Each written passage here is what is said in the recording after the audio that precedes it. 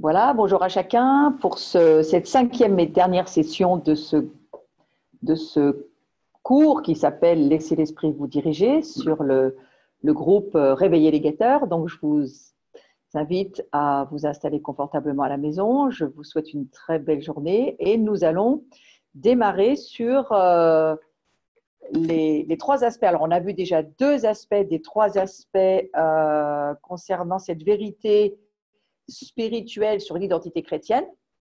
Nous avons vu qu'il y avait tout d'abord l'homme naturel, et on en a bien parlé dans la session précédente. Ensuite, nous avons vu qu'il y avait l'homme spirituel. On a développé ce que ça signifiait et ce que ça voulait dire en termes bibliques. Et puis aujourd'hui, nous allons aller sur l'homme charnel. Cet homme charnel, il a effectivement des caractéristiques que nous allons voir et nous allons essayer de comprendre ce que ça signifie dans la parole de Dieu. Je vais juste redire que notre identité spirituelle chrétienne, elle est basée sur le fait que nous sommes des saints, nous l'avons bien vu dans les cours précédents, qui péchons encore, mais que nous ne devons absolument plus nous considérer comme des pécheurs, mais nous voir comme des saints qui péchons encore, évidemment, parce que c'est là notre combat. Et malgré ce que Dieu nous a acquis en Christ, notre comportement n'atteint pas la perfection. Mais le chemin qui s'appelle Christ, lui, tend vers la perfection. Et nous aussi, nous devons y tendre, bien entendu. Nous sommes des saints et notre position en Christ, elle est réglée une fois pour toutes par la croix, par ce que Jésus a acquis pour nous à la croix. Et nous avons légalement cette position dont il est question de saints, d'identité chrétienne de saints. Nous ne sommes absolument plus des pécheurs. Et c'est tellement important de considérer ce facteur parce que c'est à la façon dont nous nous percevons que nous avancerons. C'est à ce que nous pensons que nous verrons notre destinée ou pas se dérouler devant nous. C'est pourquoi j'insiste beaucoup sur ce fait-là. Mais nos actes quotidiens, bien entendu, sont encore et malgré tout marqués par l'échec, marqués par la désobéissance, et ça, c'est tout le combat entre la chair et l'esprit. Et quand nous sommes entrés en union spirituelle avec Dieu, par notre nouvelle naissance, nous n'avons pas ajouté une nouvelle nature divine à notre ancienne nature. Notre ancienne nature a été échangée à la croix, elle est morte, elle a été, on va dire, détruite une fois pour toutes, et c'est quelque chose qu'il nous faut vraiment accepter par la foi. Nous ne vivons plus avec notre ancienne nature, nous apprenons dans la vie dans laquelle nous sommes recréés en Jésus-Christ, nous apprenons à marcher avec cette nouvelle nature que nous sommes, cette nouvelle identité dont il est question dans cette formation. Alors, j'ai vu la dernière fois combien c'était important de bien comprendre, soit une nature fonctionne, soit l'autre, mais ce n'est pas les deux en même temps. On n'a pas deux natures en nous-mêmes, c'est soit nous croyons et nous avançons dans la nouvelle nature que nous sommes, soit nous allons continuer à marcher dans l'ancienne. Peut-être parce qu'il faut aussi, bien entendu, le comprendre, cela va nous demander de la foi. Et la foi vient de ce qu'on entend de la parole de Dieu. Donc, en entendant la parole de Dieu, la foi va venir et elle va construire et agir et aider à développer cette nouvelle créature que nous sommes en Jésus-Christ. Allons voir sur maintenant cette troisième partie, l'homme charnel. Qu'est-ce que la Bible nous en dit? L'esprit de l'homme charnel, il est identique à celui de l'homme spirituel. L'homme charnel, il est chrétien. Quand on parle de quelqu'un qui est charnel, on parle de quelqu'un qui est chrétien. On ne parle pas d'un non-croyant. Mais que cette personne, elle est spirituellement vivante en Christ, elle est déclarée juste par Dieu, donc elle est née à nouveau, elle est chrétienne. Cependant, c'est là où s'arrête la similitude avec l'homme spirituel. Parce que l'homme charnel n'est pas du tout un homme spirituel, et on va bien voir pourquoi. Plutôt que d'être dirigé par l'esprit, ce croyant choisit de suivre les impulsions de sa chair. Il est totalement responsable de ses choix et il va choisir de se laisser être dirigé par son âme, puisqu'on a bien compris que la chair, c'est à la fois l'âme et le corps. L'âme, elle est composée, je le redis, de la volonté, de l'intelligence, toutes nos pensées, nos émotions. L'âme, c'est la vie, V-I-E, et cette âme-là veut continuer à diriger le bateau que nous sommes. Donc cet être charnel, il est libre de choisir, de marcher selon l'esprit et de porter du fruit de l'esprit.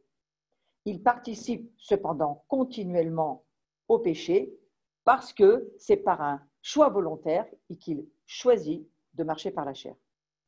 Son esprit est occupé par des pensées charnelles, ses émotions sont tourmentées par des sentiments négatifs, il se tourne continuellement vers les choix proposés par la chair. C'est ça qui le caractérise. Ses pensées sont divisées, occupées par des pensées charnelles, ses émotions sont très instables, troublées par beaucoup de sentiments négatifs et de paroles négatives, et ça va être quelque chose qui va vraiment être une caractéristique de ce côté charnel justement. Et son corps va en lui-même manifester des symptômes les mêmes que celui de l'homme naturel. Et on peut le voir sur le… j'ai fait un espèce de petit schéma où on voit que le corps, il y a des migraines, des maux de tête, des tensions, l'estomac peut être irrité, de l'urticaire, des éruptions de peau. Vous voyez, la peau, le corps va réagir par rapport à l'âme et on va avoir des palpitations de cœur, des troubles respiratoires. Ça, c'est le corps qui va réagir par rapport à l'âme qui, elle, eh bien, va faire ses propres choix. La chair, les habitudes sont enracinées et elles incitent encore la pensée à vivre en indépendance de Dieu. C'est là toutes les complications de cet être charnel. Vous pouvez le voir sur le schéma. La chair, Romains 8.8, sont des habitudes enracinées encore et qui amènent à vivre en indépendance de Dieu. La pensée, elle est divisée. L'esprit, lui, il est vivant, mais il est éteint et les émotions sont instables. Ça, c'est l'homme charnel. En conséquence, sa vie quotidienne ressemble plus à celle de l'homme naturel qu'à celle de l'homme spirituel. Il ne présente pas son corps à Dieu comme un sacrifice d'adoration, puisque son corps, lui, va suivre les… Voilà, merci de mettre le schéma, on va le revoir ensemble.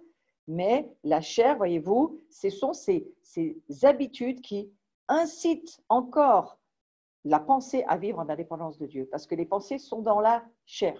Donc la volonté, les pensées, l'entendement, tout ce domaine de la pensée est dans l'âme, c'est-à-dire la chair de l'homme. Vous voyez, je vous ai parlé du corps, vous pouvez revoir tout ce que je vous ai dit. On arrive même à avoir des problèmes vraiment de maladies.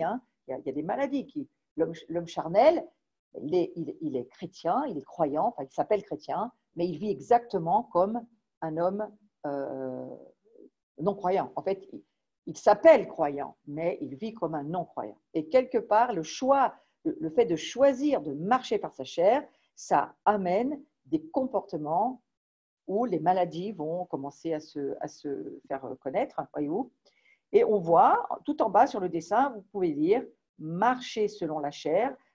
C'est quoi? C'est le texte de Galates qui nous en parle, Galates 5.19, les œuvres de la chair, l'immoralité, la débauche, l'idolâtrie, la sorcellerie. Mais voyez, regardez bien que les querelles, les conflits de tempérament, de caractère sont mis au même titre que la jalousie ou la sorcellerie ou même l'idolâtrie. Voyez. Donc attention, vous allez me dire, oh, ben, moi je ne suis pas dans la débauche et je ne suis pas dans la sorcellerie. Oui, mais les querelles, est-ce que vous en vivez des querelles? Il faut quand même regarder que la discorde aussi, ça fait partie vraiment du côté charnel de l'humain et de son fonctionnement charnel. Les accès de colère, les dissensions, les divisions, l'envie, l'ivrognerie, les rivalités, les orgies, beaucoup de choses de ce genre. Ça, c'est marcher selon la chair. Ce sont les œuvres manifestes de la chair. Et on voit très clairement dans la parole que lorsque nous marchons par la chair et que nous laissons la chair diriger notre vie, ça finit par ouvrir des accès au monde démoniaque et c'est alors que on comprend, la Bible nous explique que le diable, l'ennemi, l'être invisible qui tient les manettes par derrière, celui-ci, il va avoir des droits par le fait que nous sommes appelés à marcher par l'esprit et pas par la chair. Donc Satan va avoir des droits sur toutes les personnes qui marchent par la chair. Et c'est en cela que ces portes d'entrée, ce qu'on appelle les œuvres charnelles, la sorcellerie, c'est une œuvre de la chair, c'est évident, c'est une chair qui prend le contrôle, c'est plus Dieu qui contrôle. Et à partir de là, il y a des accès qui sont donnés.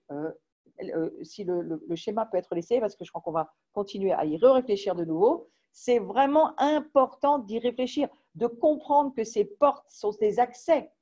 Ces œuvres de la chair, la colère, c'est un accès.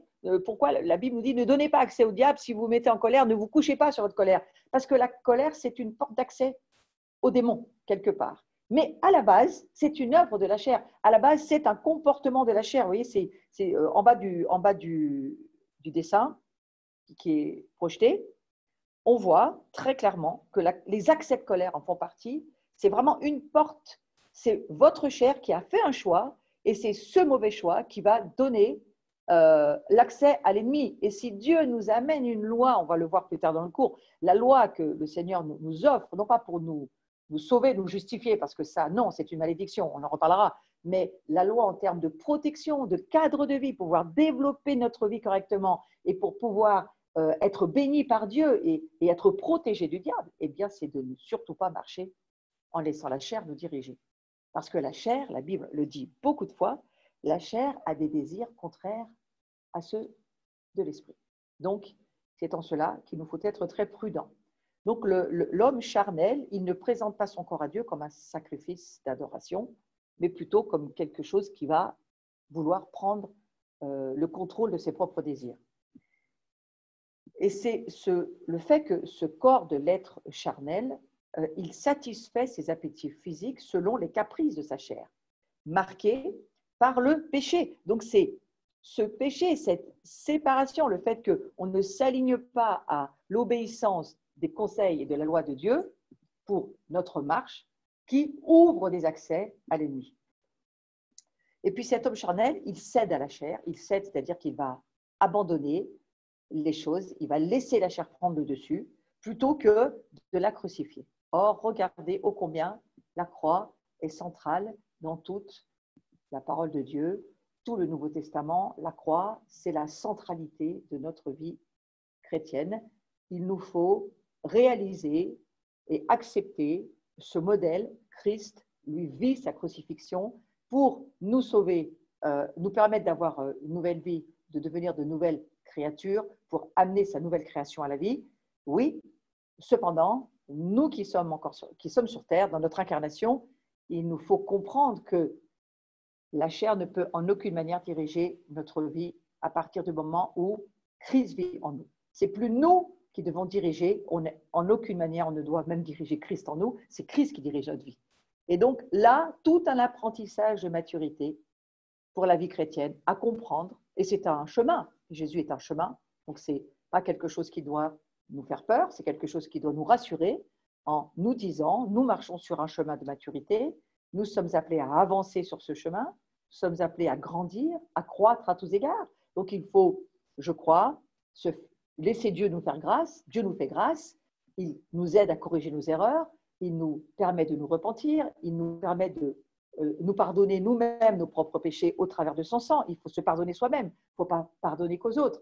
Il y a tout un chemin de compassion, de miséricorde que nous devons à la fois avoir pour nous-mêmes, à la fois avoir pour les autres, mais c'est un chemin pour grandir dans la marche par l'esprit et surtout pas un chemin pour entrer dans une espèce de confusion où on penserait marcher par l'esprit alors qu'on marche par la chair. Et c'est cela, je crois, qui, dans cette fin des temps, amène une tellement grande confusion dans le corps de Christ lorsqu'on n'a pas saisi cet échange de nature, ce choix volontaire que nous demande de faire le Seigneur. Marchez par l'esprit et vous n'accomplirez pas les désirs de la chair. Marchez par l'esprit. C'est le seul chemin que nous pouvons prendre lorsque nous avons Christ dans notre vie et ça va nous demander un combat, bien sûr, entre notre chair et le Saint-Esprit qui vit en nous, un combat pour le laisser prendre la place et devenir la direction de notre vie.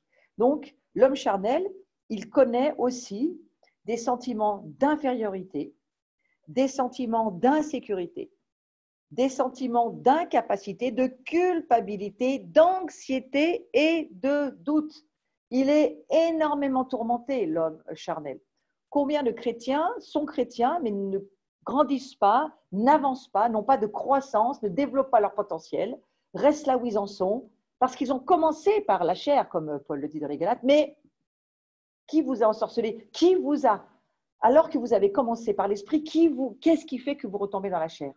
Et là, on peut comprendre que, eh bien, c'est celui qui ne laisse pas l'Esprit Saint diriger sa vie, qui ne prend pas sa responsabilité de crucifier sa chair, de renoncer à ce à quoi il doit renoncer pour que Christ puisse avoir autorité sur sa propre vie.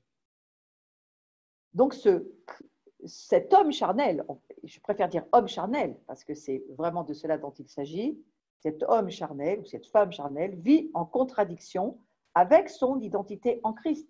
Et c'est cette contradiction-là qui amène un immense trouble intérieur. Un nombre important de croyants sont encore incertains de leur identité spirituelle en Christ.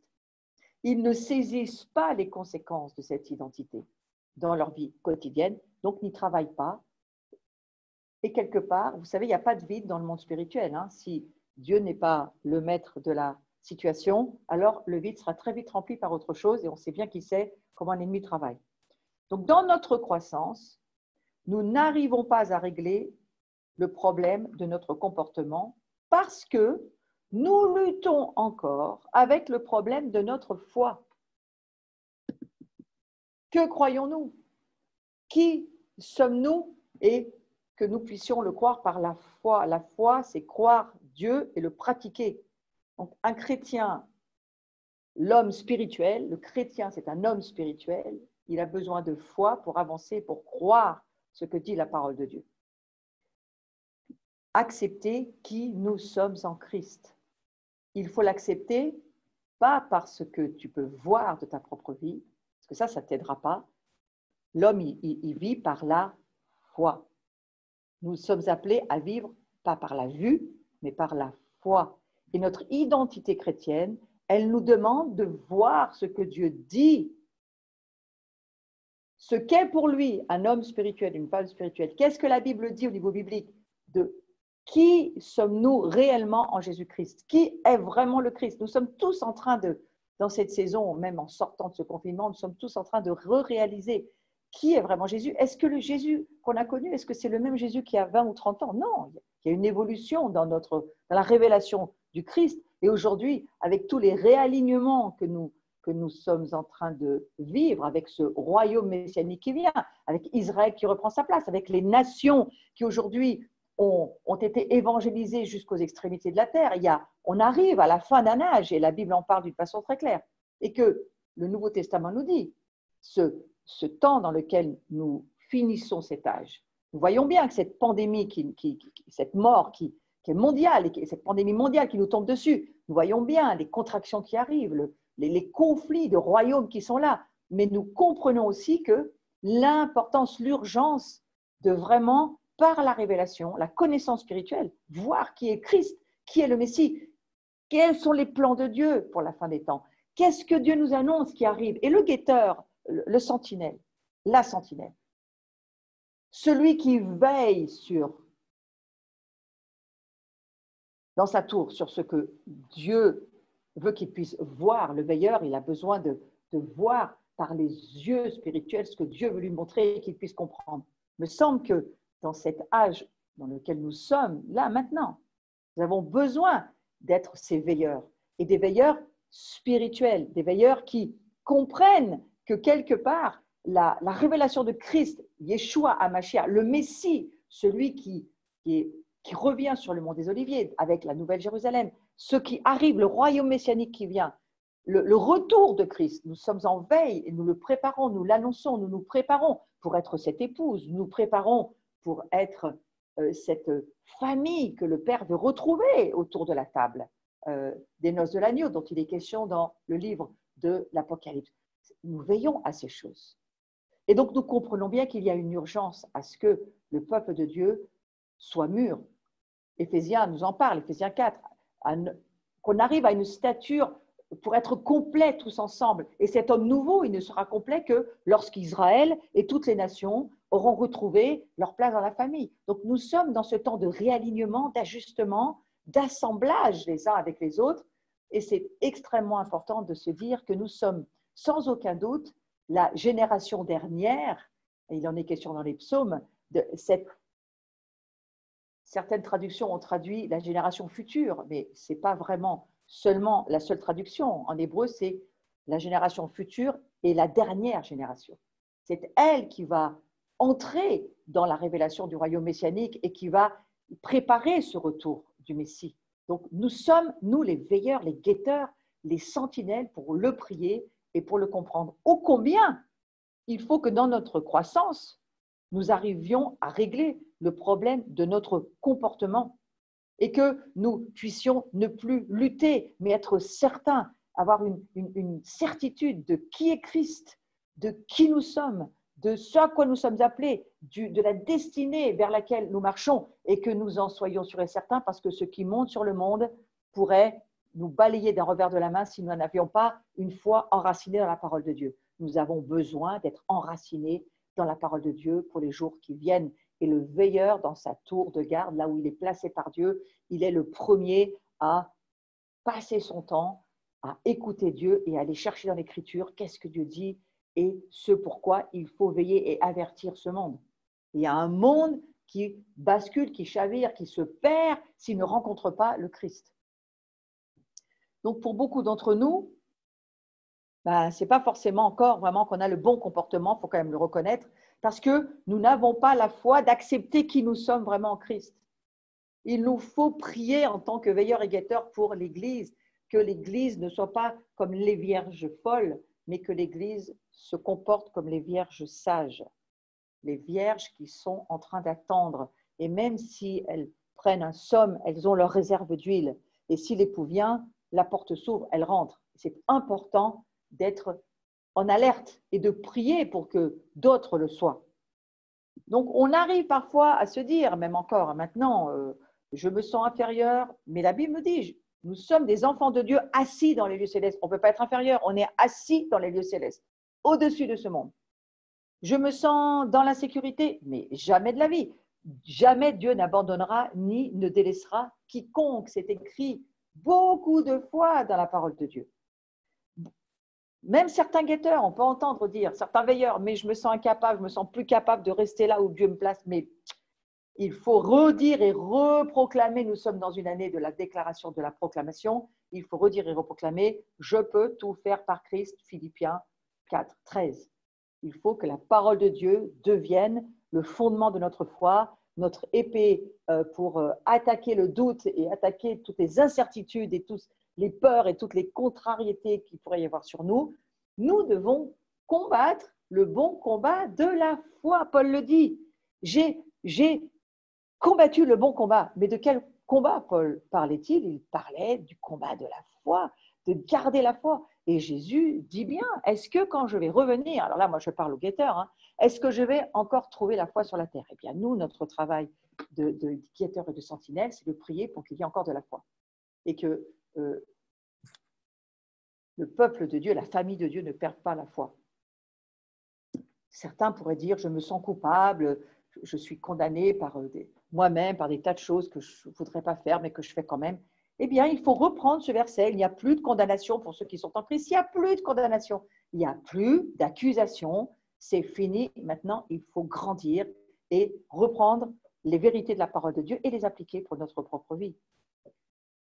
Alors, je suis inquiet, j'ai de l'anxiété. Alors, le côté anxiogène, là, en ce moment, il est particulièrement développé chez tout le monde, avec tout ce qui se passe autour de nous, avec cette pandémie partout, avec cette peur de ressortir, cette peur d'attraper ce virus, cette peur d'attraper la maladie ou de la donner aux autres. Oui.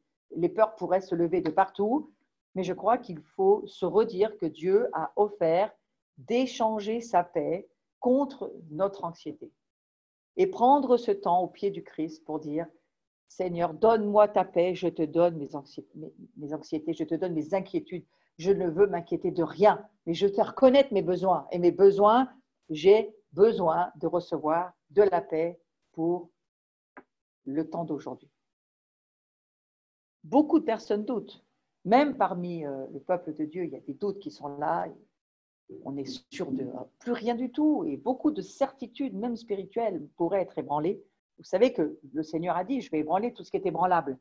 Donc, quelque part, ce qui est ébranlé, il faut le reconnaître tout simplement, mais demander à Dieu de nous donner la sagesse parce qu'il a dit qu'il la donnerait à celui qui la lui demanderait. Donc, demandons de la sagesse au Seigneur de façon à ce que sa sagesse balaye nos doutes et que nous puissions être habités de sa sagesse à lui.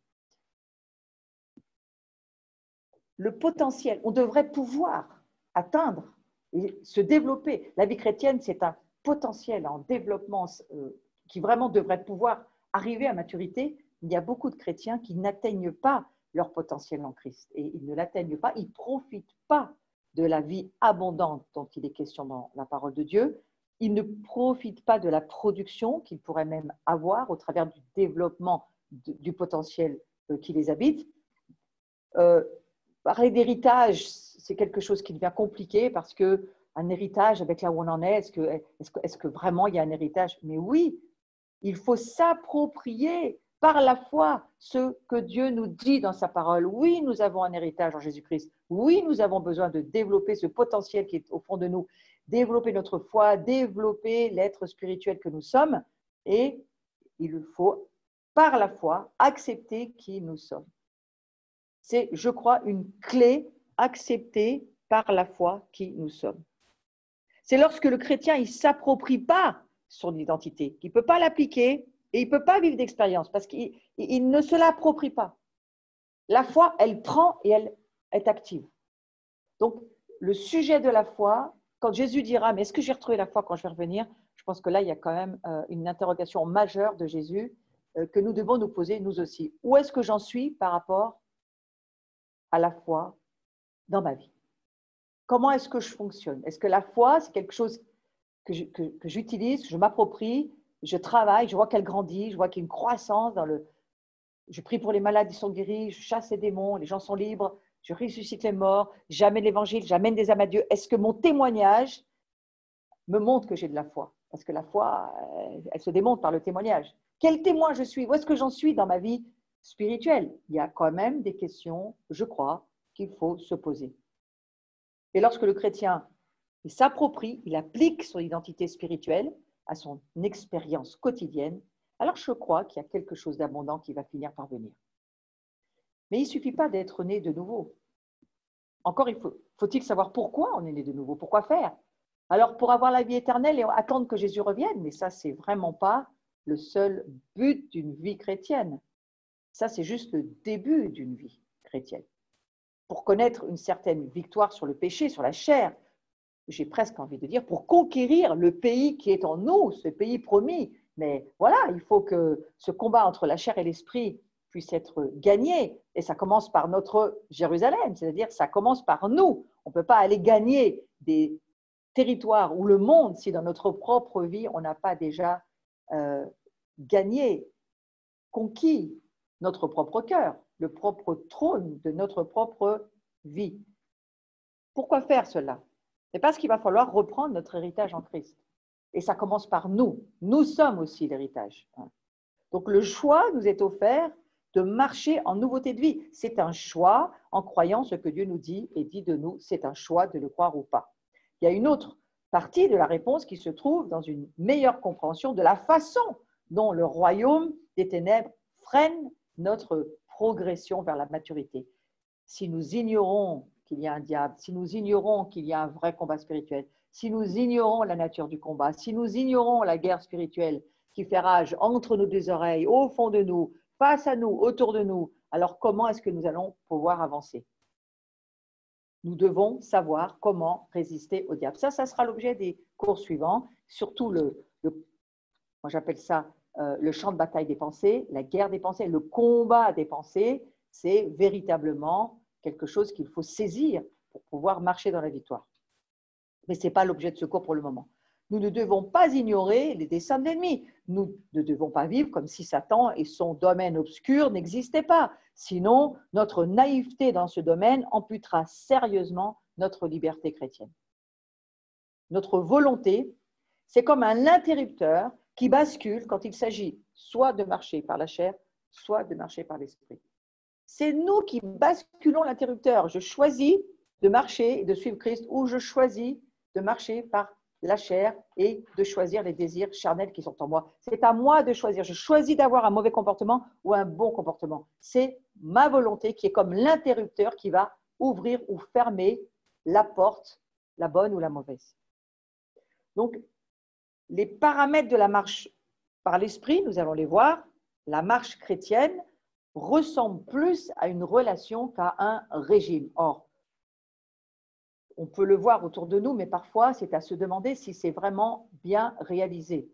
La marche chrétienne, elle ressemble plus à une relation. La Bible nous en parle du début à la fin. Et il y a une très bonne illustration qui peut nous aider, c'est l'illustration du mariage. Si vous êtes incapable, après plusieurs années, de vivre dans votre quotidien, dans votre couple, sans plan ou sans liste précise, même si au début, il vous a fallu certaines règles pour avoir une bonne communication entre votre conjoint. Au début du mariage, parfois, il faut faire des règles, des tableaux, il faut se mettre d'accord, on ne se connaît pas, il faut arriver à trouver faire un contrat pour que ça fonctionne. Mais si au bout d'un certain nombre d'années, vous n'y arrivez pas, mais vous êtes toujours, selon moi, dans l'enfance, l'enfance de votre mariage. Et à un moment donné, vous grandissez, vous comprenez, un regard suffit pour se comprendre, on n'a pas besoin d'une liste. On marche dans une vraie relation d'intimité, de compréhension. On sait parfaitement comment ça fonctionne au bout d'un certain temps. Avec le Christ, c'est la même chose. Le but du mariage, c'est de développer une relation qui dépasse les règles. Il me semble que la marche par l'esprit, c'est exactement la même chose. Au bout d'un moment, Christ vit en vous, l'Esprit Saint est en vous, et vous savez comment vivre. Vous connaissez, il est là, il habite dans votre être intérieur. Il est présent et c'est exactement comme dans une relation de mariage, vous savez que vous savez. Alors de même, marcher par l'esprit, tout comme peut l'être un mariage au bout d'un certain nombre d'années, c'est essentiellement une relation avec l'esprit qui, lui, habite en nous. Et cette relation, elle dépasse toutes les simplifications. Il va falloir apprendre à fonctionner avec celui qui vit en nous. J'ai eu de nombreuses années, on va dire, des filles spirituelles que j'ai formées. Maintenant, il y a des années qu'elles sont avec moi. Mais il y a un jour quelque chose qui a fait un déclic dans leur vie. Et quand elles me l'ont expliqué, ça m'a beaucoup aidé à comprendre l'importance de ce qu'elles venaient de me dire. Une des filles qui était à mon cours me dit tout à coup, elle revient la semaine d'après pour continuer à avancer dans ce domaine dont il est question là aujourd'hui, de laisser l'esprit nous diriger. Et cette jeune fille me dit, mais j'ai jamais eu la conscience comme cette semaine que l'Esprit Saint habitait chez moi dans mon être intérieur. Et j'ai réussi à passer une semaine à en avoir la conscience. Et ma vie a totalement changé.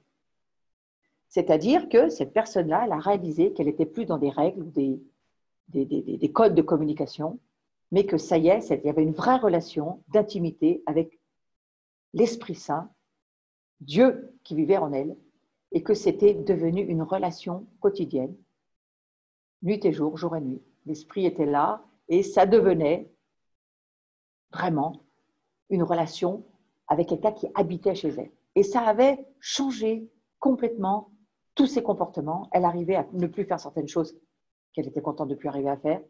Elle avait la conscience qu'il fallait faire certaines choses, mais ce n'était pas par devoir, c'était simplement parce qu'en elle vivait en vrai le Dieu comme habitant dans sa maison. Et là, je me suis dit, là, il y a quelque chose que peut-être il faut que chacun puisse réaliser, c'est que nous vivons avec Christ en nous. Et ce n'est pas des règles ou des codes, c'est comme une relation dans un mariage, c'est quelque chose qui ensuite nous vivons au quotidien, quotidiennement. Elle me disait, ces filles, mais moi, il y a des jours où je ne pensais pas du tout, je faisais des choses, mais je ne pensais pas du tout qu'il fallait demander à Dieu, ou voir avec Dieu, ou je ne pensais même pas que c'était quelque chose d'important d'en parler. Et là, maintenant, j'ai la conscience que oui, tout ce qui est en moi doit être en relation avec ce Dieu qui vit en moi. Formidable. Je crois que ça, c'est une belle définition de la marche par l'esprit.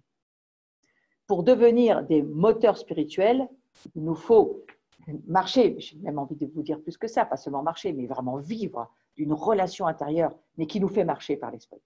Et systématiquement, choisir de suivre les directions de l'esprit. Ça doit devenir systématique. C'est quelque chose qui… Vous n'allez pas, quand vous vivez dans une relation maritale, aller voir votre mari toutes les 3 secondes ou votre femme toutes les 3 secondes pour aller lui demander ce que vous avez à faire. Vous allez vivre votre vie, mais vous allez tenir compte du fait que vous êtes avec un conjoint et qu'il y a certaines choses que vous n'allez pas pouvoir faire sans le consulter, sans voir ce qu'il en pense, parce que c'est normal, on a une relation d'intimité. Eh bien, c'est exactement la même chose avec le Saint-Esprit. Quelle que soit notre maturité, l'état où nous en sommes dans notre croissance, nous ne serons jamais productifs si nous ne marchons pas par l'Esprit. Pour devenir ces moteurs spirituels, il faut vivre depuis l'Esprit Saint qui vit en nous et non pas par la chair. Et le choix doit devenir systématique. Systématiquement, nous devons avoir cette conscience. Je suis l'habitation de l'Esprit Saint. Qu'est-ce que, avec cette nouvelle créature que je suis, que pouvons-nous faire? Que pouvons-nous ne plus faire du tout, plus jamais? Et c'est en cela que nous progressons. Donc, on va essayer de définir un petit peu plus c'est quoi vraiment la marche par l'Esprit. Alors, on va d'abord voir ce qu'elle n'est pas. La marche par l'Esprit, c'est, on l'a vu, une relation avec l'Esprit qui habite en nous. Ça, c'est la définition. Une relation avec l'Esprit qui habite en nous. Maintenant, allons voir ce que la marche par l'Esprit n'est pas. Ce n'est pas une licence ou un droit de tout faire. On va le développer un tout petit peu. Mais je vais vous lire d'abord Galates, chapitre 5, versets 16 à 18. Je dis donc, pour que vous compreniez ce que n'est pas la marche par l'Esprit. Je dis donc, marchez par l'Esprit, vous n'accomplirez point les désirs de la chair. Vous voyez, on ne peut pas faire les deux. C'est où on marche par l'Esprit ou on marche par la chair. Car la chair a des désirs contraires à l'Esprit, je suis toujours dans Galates, chapitre 5, et l'Esprit en a de contraires à la chair. Ils sont opposés l'un à l'autre, afin que vous ne fassiez pas ce que vous voudriez. Vous voyez, c'est presque un peu contrariant déjà là, parce que tout ce que toi tu voudrais faire au niveau charnel, la Bible te dit non, tu ne dois pas le faire. C'est non. Mais si vous êtes conduit par l'Esprit, vous n'êtes plus sous la loi. Voilà ce que nous dit le livre des Galates. Donc là, on voit ce que marcher par la chair est et ce que marcher par l'Esprit n'est pas. On ne peut pas faire les deux. Et marcher par l'Esprit, donc je le redis, ce n'est pas une licence ou un droit de tout faire. Paul nous dit ceci, c'est une liberté excessive, la licence, le fait de marcher par la chair et de tout se permettre, ce n'est pas une licence. Et c'est quoi une licence? Comment on pourrait la définir? C'est une liberté excessive ou indisciplinée qui serait un abus de nos privilèges.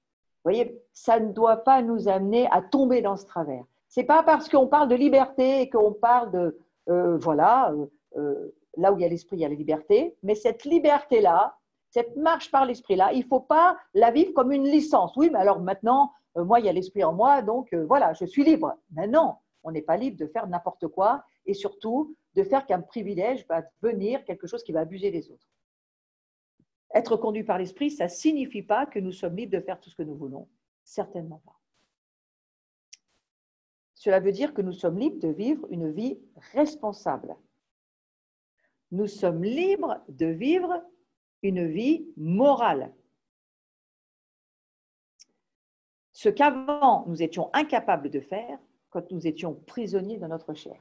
C'est-à-dire qu'on n'est plus sous la tyrannie du péché. On n'a plus obligation de pécher, on peut ne plus pécher, on peut ne plus suivre la chair. On a la liberté de suivre Dieu.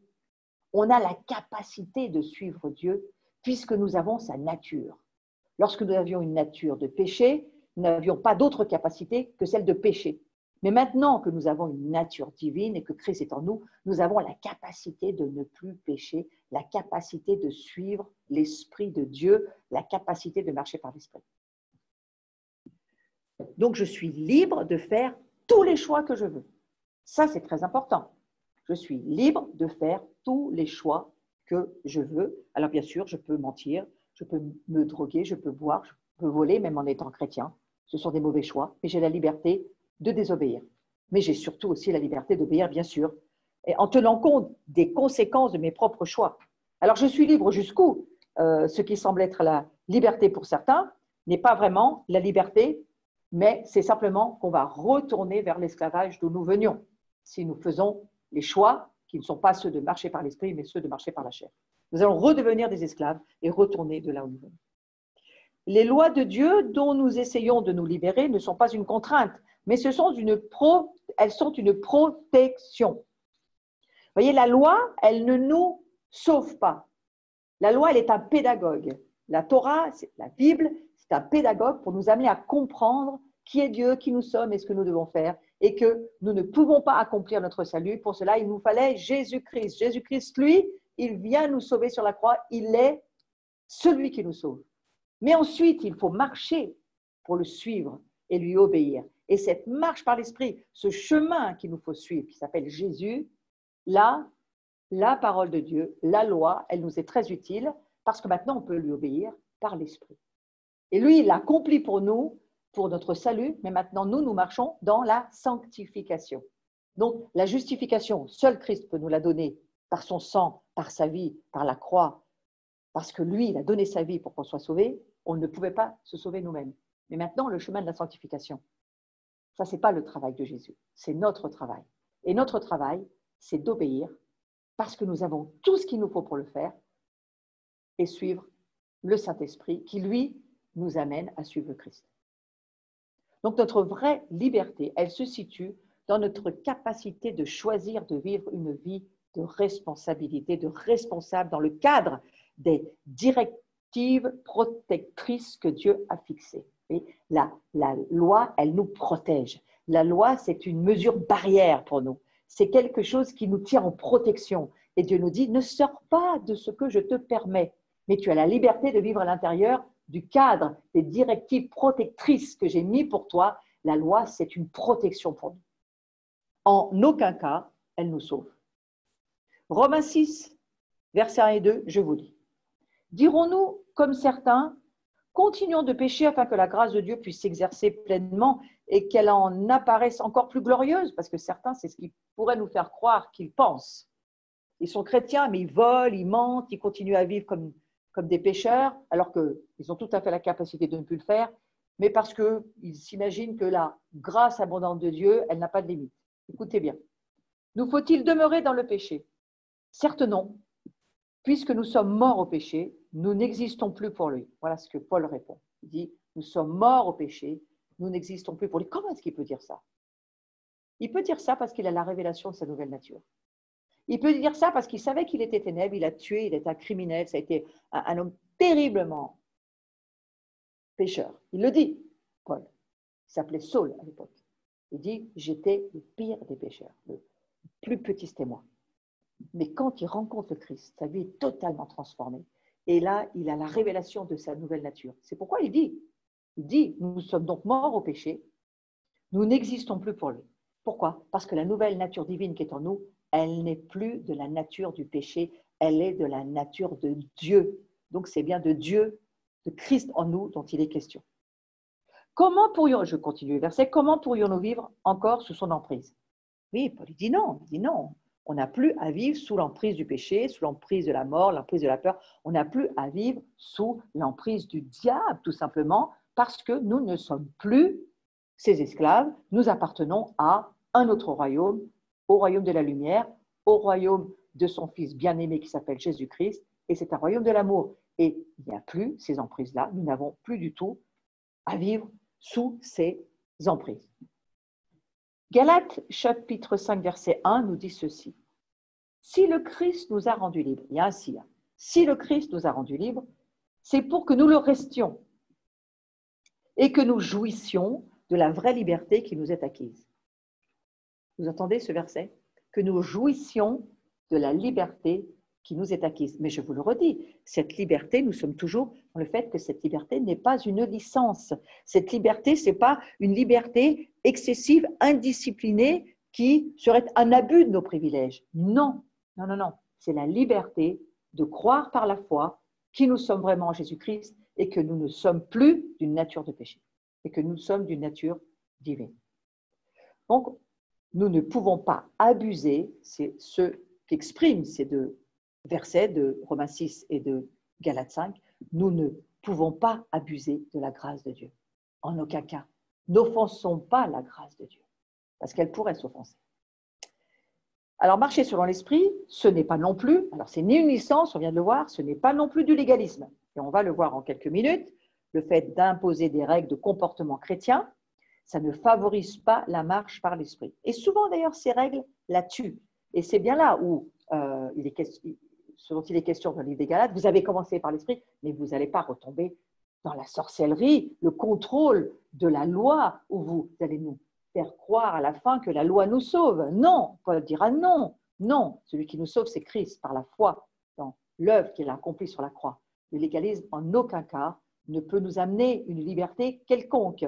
Le légalisme, c'est un système démoniaque de contrôle. Il faut faire très attention à cela. La loi, en termes de justification, c'est une malédiction. Malheur dans l'homme qui se confie dans l'homme. Si tu confies ta vie dans le légalisme, sous les règles de la loi, en pensant qu'en obéissant à la loi, tu vas arriver à sauver ta vie, tu es sous une malédiction. Et c'est, attention, dangereux, il faut le savoir.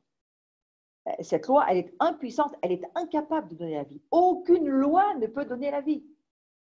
Christ, lui, peut donner la vie seulement. Donc, faire la loi, c'est-à-dire, vous savez, on dit souvent, c'est un faiseur de loi, faire la loi, dire à quelqu'un qu'il ne faut pas faire ceci, qu'il ne faut pas faire cela, ça ne donne à personne le pouvoir d'arrêter de le faire. Bien au contraire, plus vous interdisez quelque chose à quelqu'un, plus il va le faire. Petit comme grand, du reste, c'est la même chose. La spiritualité ne peut pas se transformer en règle.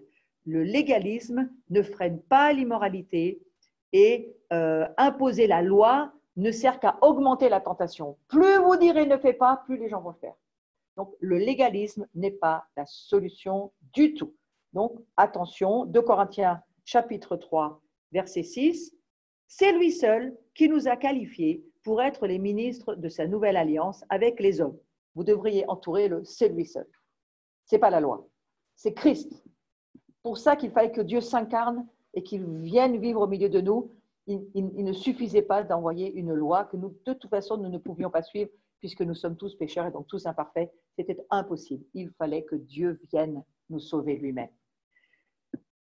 Or, cette alliance n'est plus basée sur un code de loi écrite, mais sur l'esprit. Car la loi, avec ses commandements écrits, mène à la mort. L'esprit, par contre, communique la vie. Nous sortons de la fête de Shavuot, de Pentecôte, extraordinaire verset, nous lisons. L'esprit, c'est la vie et c'est le seul qui peut nous communiquer la vie au travers du don de la vie du Christ pour nous.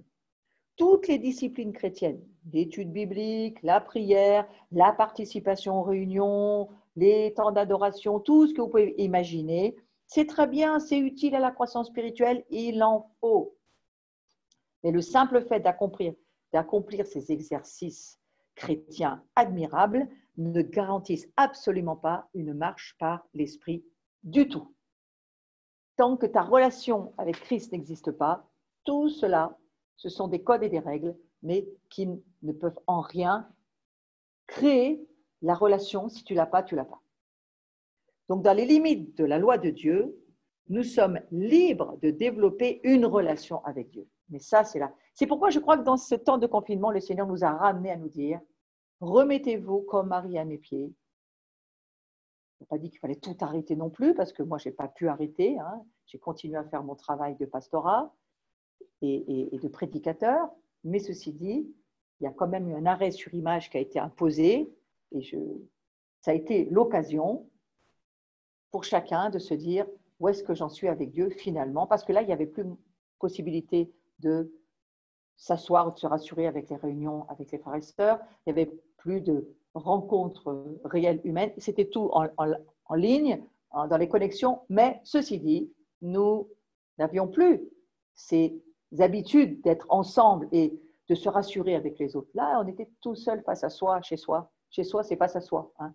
Et là, il y a beaucoup de choses qui ont, je crois, dû se passer dans le cœur de chaque croyant pour passer peut-être de l'homme charnel à l'homme spirituel ou de la femme charnelle à la femme spirituelle. Et ça a certainement aidé beaucoup d'entre nous. En tous les cas, voilà, c'est cette relation où Dieu nous rappelle et nous redit « J'ai besoin d'une relation avec toi, tu as besoin d'une relation avec moi, c'est comme dans un mariage, nous devons être en relation. » Alors, c'est quoi la marche par l'esprit? Voyons-le. La marche par l'esprit, c'est marcher dans la liberté. Paul nous le dit dans 2 Corinthiens, chapitre 3, verset 6.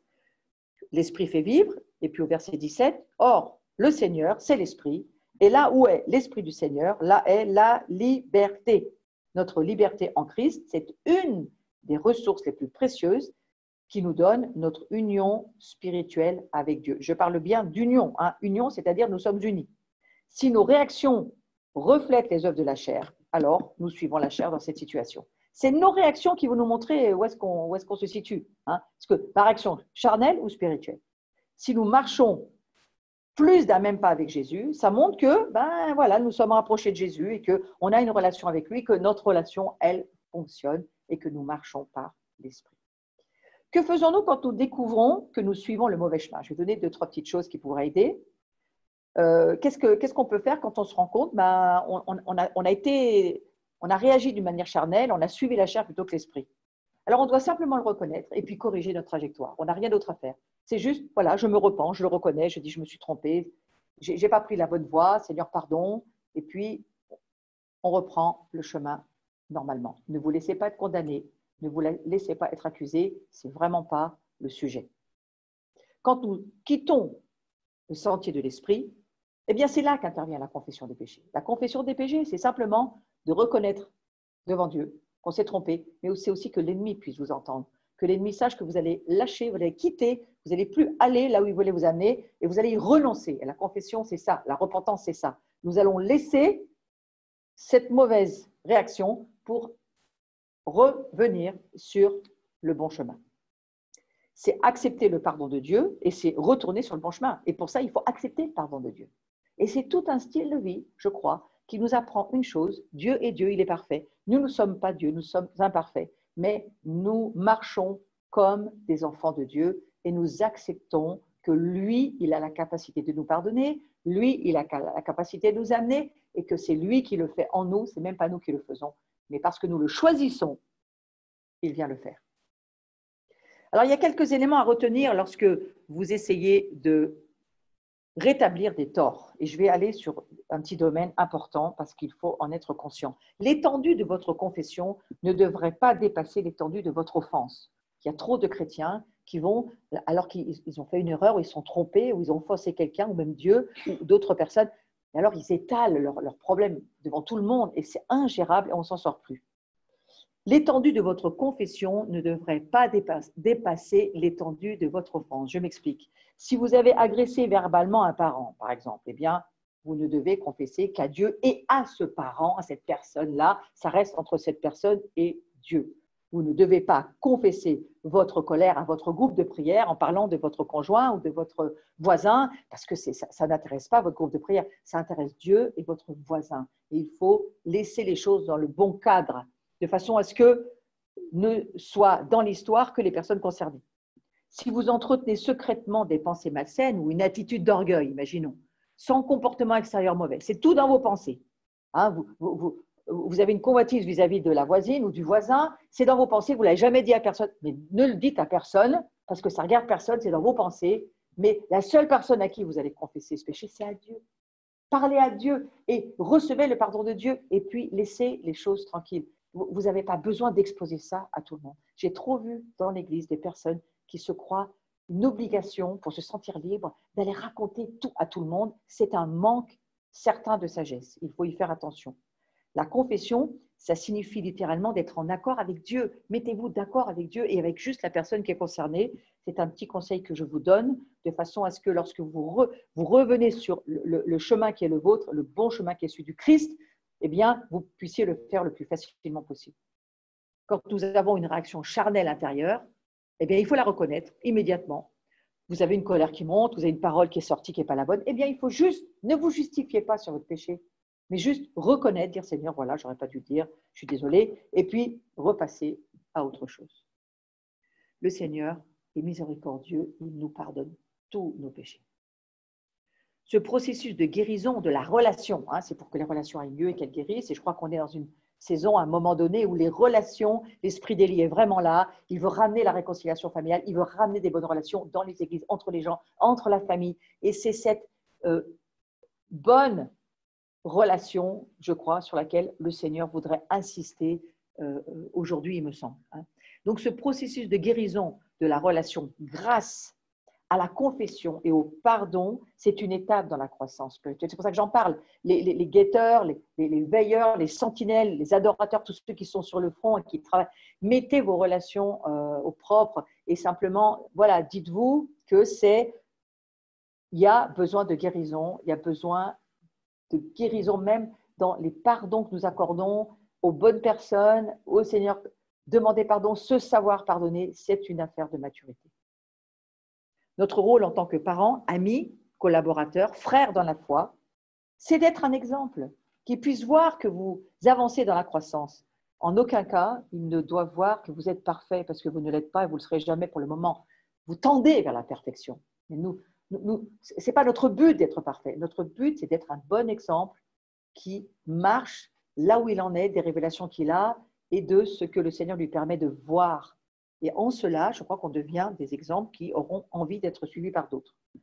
Si nous reconnaissons nos choix charnels ouvertement et si nous demandons pardon, alors on est un exemple et on montre pourquoi on fait ça, mais parce qu'on veut croître, on veut grandir, on ne veut pas rester à l'état de l'enfance, à l'état d'immaturité. Donc ça veut dire que quelque part, il y a en nous un développement qui se fait et ça, c'est un très bel exemple à suivre. Ça touchera les pécheurs, ça touchera les saints, ça touchera toujours tout le monde. La marche par l'esprit, c'est une question de liberté. Satan n'est pas content de nous savoir libres. Il n'est pas content de savoir qu'on peut reconnaître facilement une erreur et dire, eh bien voilà, je me suis trompé, je repars. Il n'est pas content de voir qu'on est libre de confesser nos péchés. On est libre de nous savoir pardonner. On est libre de savoir qu'on peut continuer à avancer. Et surtout, on est libre de savoir qu'on n'est pas à l'obligation de la perfection. La connaissance de Dieu et de ses voies nous aidera à discerner les esprits trompeurs. Attention, si la petite voix à l'intérieur de nous, qui nous pousse à agir de manière impulsive, nous attire vers la tentation, si elle nous accuse sans cesse, je vous le redis, la voix de Dieu n'accuse pas, ne condamne pas. La voix de Dieu, elle convainc de péché, de justice et de jugement. Elle convainc, elle ne condamne pas, elle n'accuse pas. Je redonne ce verset de 2 Corinthiens 3,17. Or, le Seigneur, c'est l'Esprit. Et là où est l'Esprit du Seigneur, là est la liberté dont je viens de parler, qui n'est pas une licence, qui n'est pas le fait de se permettre de faire n'importe quoi, qui n'est pas du légalisme, on n'est pas du tout sous ce registre-là, on n'est pas sous ce régime, on est sous ce régime de la relation avec Dieu, un Dieu miséricordieux qui nous aime, qui veut nous aider à apprendre à marcher dans une bonne relation avec lui, une relation harmonieuse, sachant que même lorsque nous péchons, nous restons des enfants de Dieu. Même lorsque nous faisons des erreurs, nous restons des enfants de la famille de Dieu. Nous ne sommes jamais écartés de la famille de Dieu, exactement comme il en serait avec nos propres enfants. Donc nous pouvons, parce que l'Esprit du Seigneur est en nous, nous pouvons agir librement dans le domaine moral. Nous ne sommes plus contraints à marcher selon la chair. Nous sommes complètement libres de pouvoir choisir de marcher par l'Esprit. Donc, on va voir 4 petits points qui vont nous aider, et je terminerai ce cours sur ces 4 points-là. Le premier point, marcher par l'Esprit, c'est marcher et non s'asseoir. Alors, des fois, on a tendance à attendre que Dieu fasse des choses parce qu'on se dit, c'est lui qui va le faire, et puis on attend. Et je crois qu'il y a un moment donné où il faut comprendre, si c'est question de marcher par l'Esprit, il n'est pas question de s'asseoir par l'Esprit. C'est-à-dire, il est question d'avancer et d'exercer notre foi, parce que c'est au travers de notre foi agissante que les choses avancent. Dans la prière, dans l'intercession, dans la veille, dans les choix que nous allons faire, il est question de marcher par l'Esprit, et la foi ne se manifeste pas par des actes. Si elle ne se manifeste pas par des actes, la foi qui n'agit pas, elle est morte. La foi, elle agit par des actes. La foi, c'est l'action. Action parce qu'elle a une force de vie, la foi. Marcher par l'esprit, c'est marcher et non courir. La vie par l'esprit n'est pas le produit d'activités incessantes. Et là, le confinement nous l'a bien remontré de nouveau. Garder une relation avec Dieu. Même si tu arrêtes tes activités, tu gardes ta relation avec Dieu. Tu travailles à une relation d'intimité. Satan peut nous ralentir en nous rendant simplement trop occupés. Ça aussi, c'est une question qu'il faut se poser. Est-ce que nous faisons des œuvres que Dieu nous demande de faire ou est-ce que nous nous inventons des tas d'œuvres ou que le diable ne pouvant plus nous arrêter, nous pousse. Et là aussi, le confinement a permis peut-être à certaines personnes de remettre bien des choses en place et alléluia, merci Seigneur. En tous les cas, c'est une bonne chose de saisir que Dieu ne nous dit pas courir par l'esprit, bien qu'il nous parle dans la parole de Dieu, qu'à un moment donné, dans la saison finitive, on va avoir à courir avec les chevaux, ça c'est pour certains appels, certaines directions de vie, mais la Bible nous dit marcher par l'esprit. Elle ne nous dit pas courir par l'esprit. On va prendre l'exemple de deux bœufs qui marchent ensemble sous un même joug, parce que c'est ça dont il est question dans la parole de Dieu. Ils doivent marcher à la même allure pour celui de droite, de gauche, comme celui qui doit porter. Le joug, il est mis sur Jésus et sur nous. Et en fait, nous sommes comme des bœufs, Jésus et notre propre vie. Nous sommes mis sous un même joug. Et le joug de Jésus, il est doux et léger. Ce n'est pas quelque chose qui est lourd. Pourquoi? Parce qu'il le porte avec nous. Le fait qu'il le porte avec nous fait que ce joug, il devient doux et léger. Et c'est porter la charge ensemble. Donc, à tout ce que nous faisons, nous devons nous dire que nous portons la charge ensemble et que Jésus, il est à côté de nous dans ce que nous sommes en train de faire. Il est avec nous, il porte avec nous.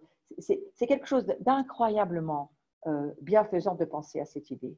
C'est que ce que nous faisons, que Dieu nous demande de faire, il ne nous laisse jamais le faire tout seul. Lorsqu'un guetteur se dit « je suis dans ma tour », vous n'êtes jamais tout seul, il est avec vous. Lorsque vous êtes un sentinelle dans une région, posté quelque part, vous n'êtes jamais seul, il est toujours avec vous. Il porte la charge avec vous.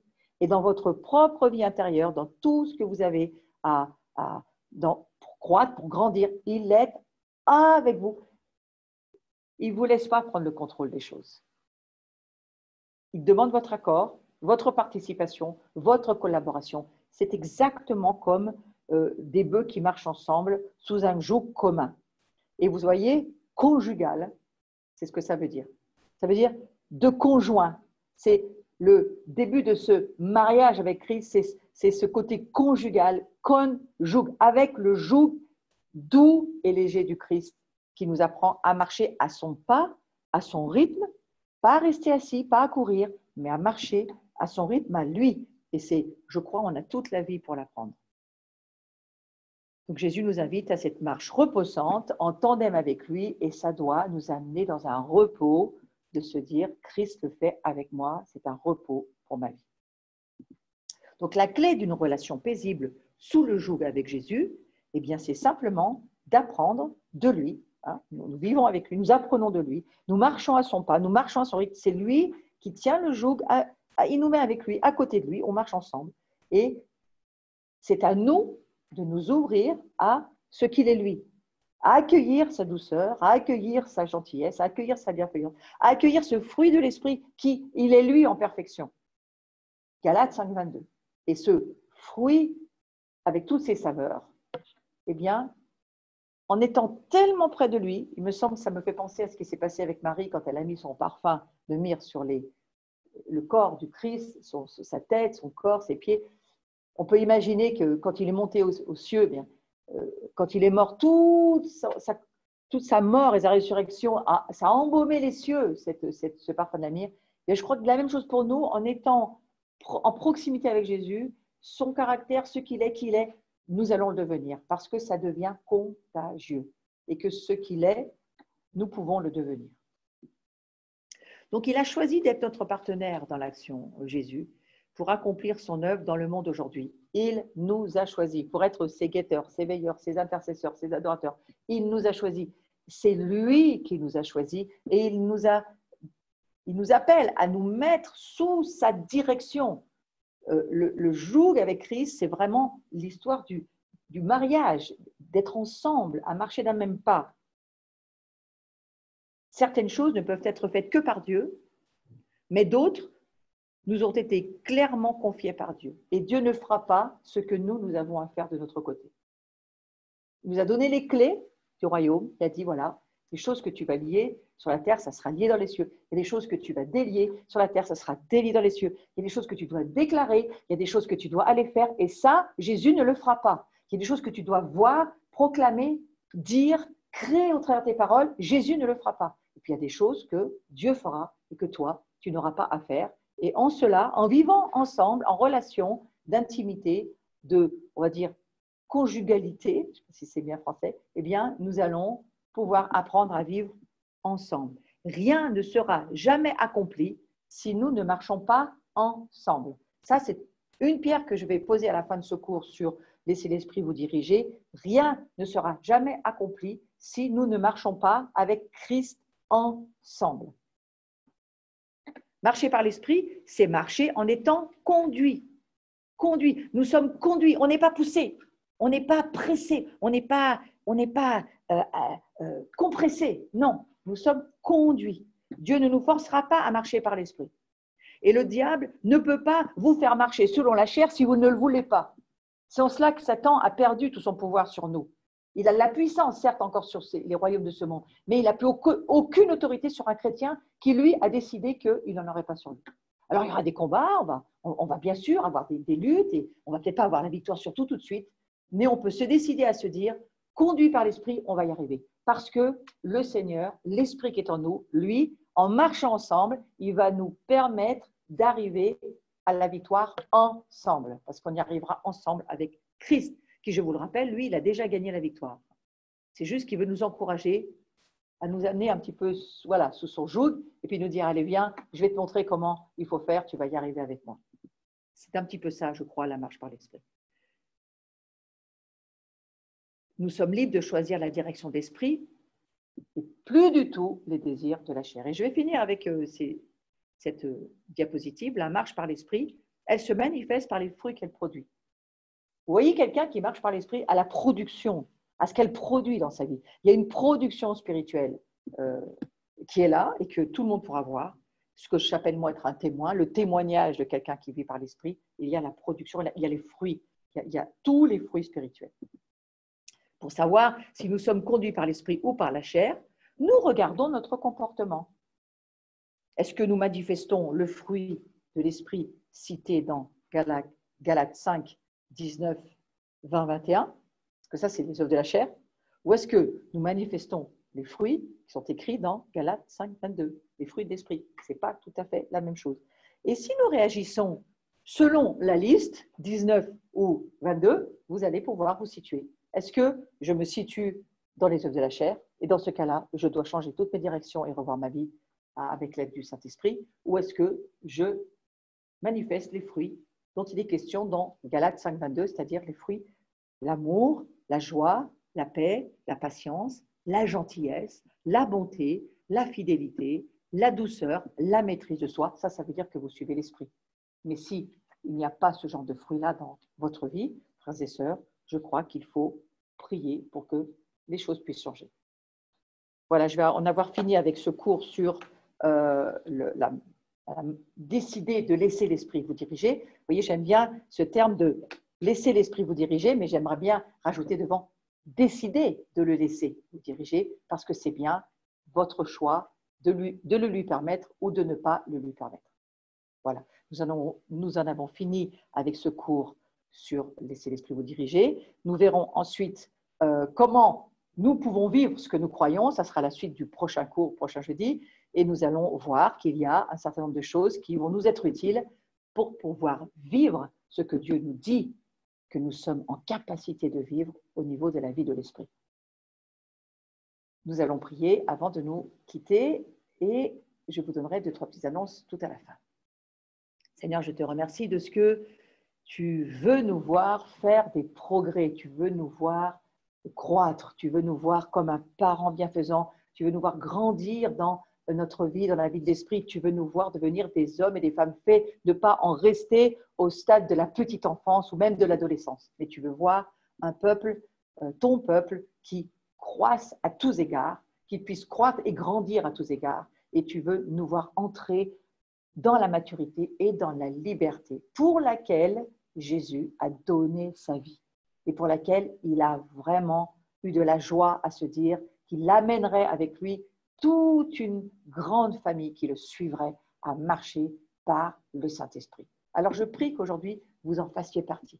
Vous soyez encouragés, relevés dans votre marche, que vous ne laissiez pas Satan vous emmener là où il veut vous emmener, que vous ne suivez pas les désirs de la chair, ne marchez pas selon les œuvres de la chair, ne prenez pas ce chemin de la tentation, ce chemin de l'homme charnel, mais que vous puissiez saisir que vous êtes appelé à être un homme spirituel, vous êtes appelé à être une femme spirituelle et vous êtes appelé à pouvoir, par la capacité de l'Esprit Saint, vous êtes appelé à pouvoir le vivre en capacité avec la collaboration du Christ et de l'Esprit Saint en vous. Alors que nous laissons l'Esprit Saint nous diriger, nous pouvons ouvrir une porte d'accès à l'Esprit de Dieu. Et demandons-le, soyons remplis d'Esprit. Demandons au Saint-Esprit de venir nous remplir de sa puissance, des capacités, de ses grâces, pour que nous puissions faire le plaisir de Dieu le Père et de son Fils, Jésus-Christ. Frères et sœurs, je vous rappelle, si vous n'avez jamais donné votre vie à Jésus ce soir, vous pouvez encore dire, moi, j'ai jamais entendu parler de ça, j'ai jamais entendu parler de Jésus, j'ai jamais compris qu'on avait un Dieu qui pouvait vivre à l'intérieur de nous. Alors je prie que tu puisses accueillir dans ton cœur aujourd'hui ce Christ et que tu puisses lui ouvrir la porte de ton cœur, reconnaître que tu ne peux plus vivre dans ces combats, ces luttes qui sont des luttes vraiment infernales de l'enfer et que ces tourments de vivre en suivant ta chair, tu n'en peux plus. Alors il faut laisser ça à Jésus. Abandonner la direction de cette chair qui veut prendre le contrôle et qui s'appelle la sorcellerie et que tu puisses laisser l'Esprit Saint diriger ta vie, appeler Jésus à venir dans ton cœur et à croire qu'il est mort pour tes péchés, mais qu'il vient aussi pour te donner la vie éternelle, une vie pour avoir la victoire dans ta marche de tous les jours, grâce au fait que tu as l'Esprit Saint en toi qui t'aide à pouvoir avancer. Alors, si c'est ton cas ce soir, sois béni et bienvenue dans la famille de Dieu, que tu puisses donner vraiment ton cœur totalement à Jésus ce soir. Et puis, je prie aussi pour que toi qui te poses beaucoup de questions, qui n'as jamais bien compris comment tu pouvais régler tes affaires aujourd'hui, tu puisses saisir que la marche par l'Esprit ne peut se faire que par l'Esprit.